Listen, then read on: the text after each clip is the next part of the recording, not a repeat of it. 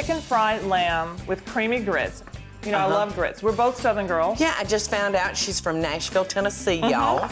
Southern roots. Yes, Southern roots. And you were a model. Yes, I was a model. I was kind of a model. Well, I modeled a little in my high school days. You know, I never got paid for anything, but...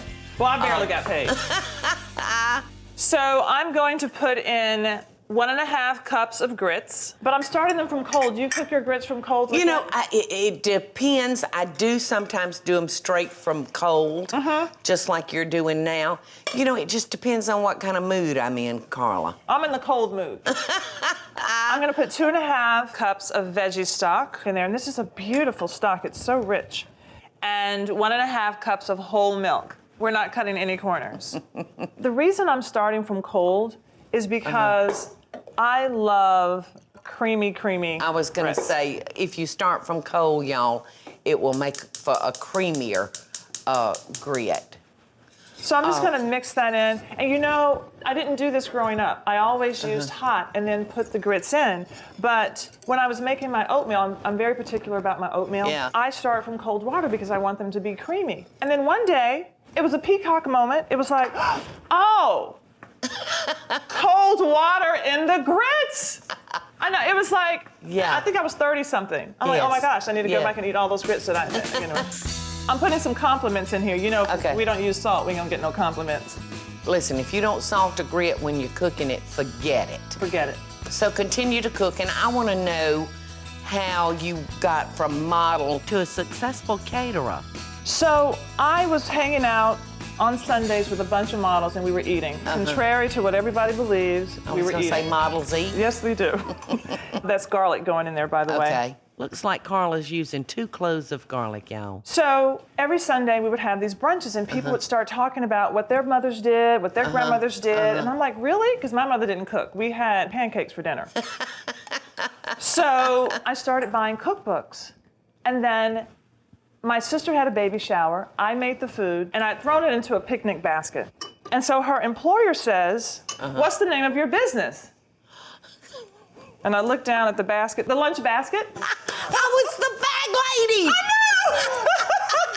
know! And in 7 days, Paula, I had 7 clients. In a week, I had 7 clients. In 2 weeks, I had 14. Right? Oh, my gracious! Yes, yes. So Carla is self-taught, y'all. We have that in common. We are home-trained, self-trained. Yes. So next, Paula, we're just going to dredge our lamb steaks into flour. I'm gonna season it with some garlic powder. And is that all-purpose or It's all-purpose. Okay. The reason I'm using powder in this is because I don't want it to burn when we fry it. Right. And I'm using a teaspoon of cayenne because we want a little oompa, a little, you know, spice.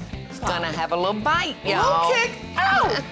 And I'm just gonna whisk that up, and of course, salt and pepper.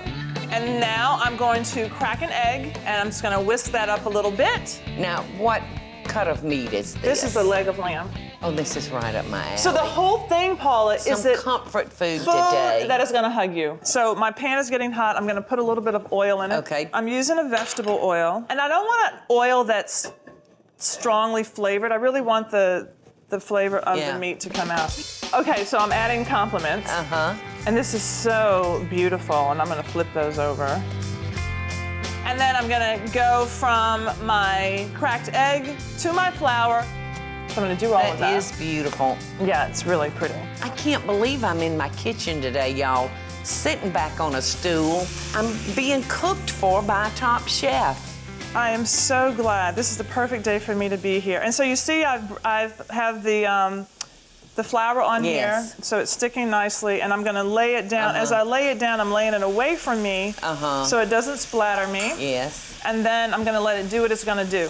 Our grits are looking good. I'm gonna turn these off. See how thick they are? And Yes, they should kind of stand and not too thick, but yummy, creamy goodness. You know, I said Southerners, they get in a war over their grits. I mean, we're serious about our grits. Some people like a fork grit, some people like a spoon grit.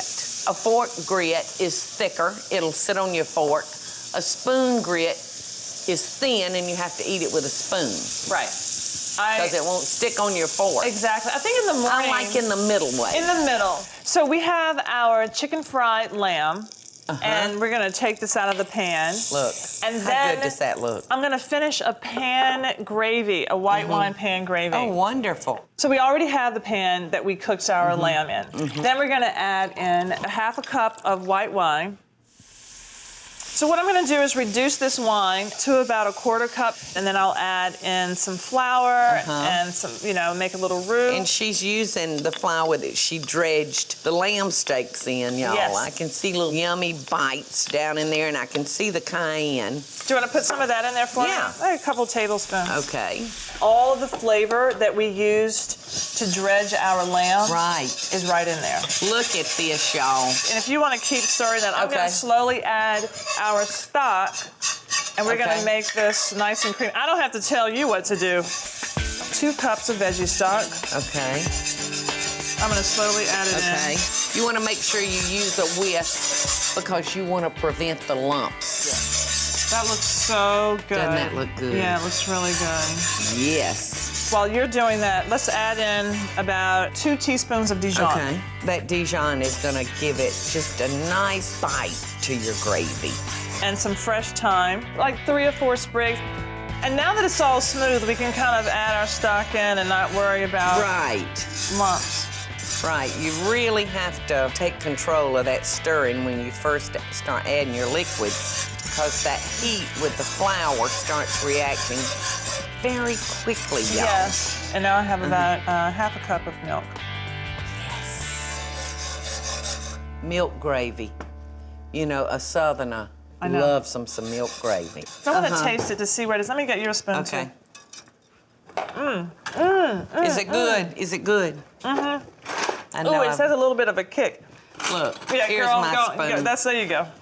Pulling me out one of those sissy spoons.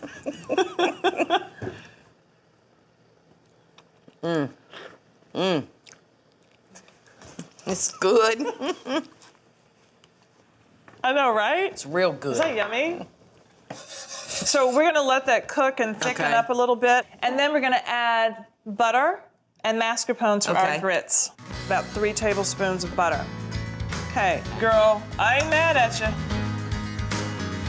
That looks like 3 tablespoons. It sure does. It looks like goodness. My husband is the one that taught me to measure. Now I'm gonna add the mascarpone, about a half a cup. Yeah. This smells so yummy. It does. And these grits are looking good now, yeah? They're so creamy. All right. All right, I'm gonna add in some herbs. I just have some rosemary because we're doing lamb, and I like rosemary with lamb. Oh my gracious. So are they good? Does it taste like more? No, they ain't good. They're fabulous. And let's add in some parsley and a little bit of rosemary because I like that rosemary. parsley smells so good. All right, that looks good.